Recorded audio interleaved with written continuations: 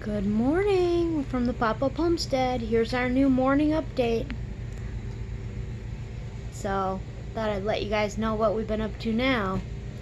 Go ahead, get comfy for the talk, lovey. Alright, there you go. So, I'm in the red roof cabin, and I wanted to share with you what we've been doing.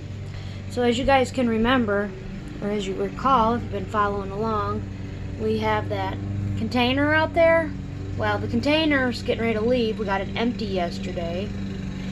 And Sean is cutting a little bit of grass so that he can move the chicken fencing, so that they have plenty of room to come get the container. And you wonder, what did we do with all this stuff?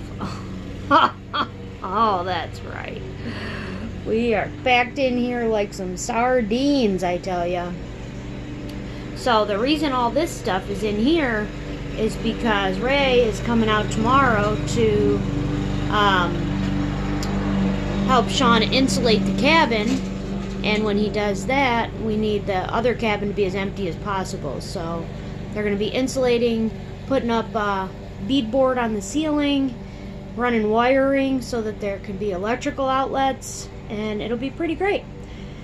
So in the meantime, this cabin's a little tight, but alright, there's our little update.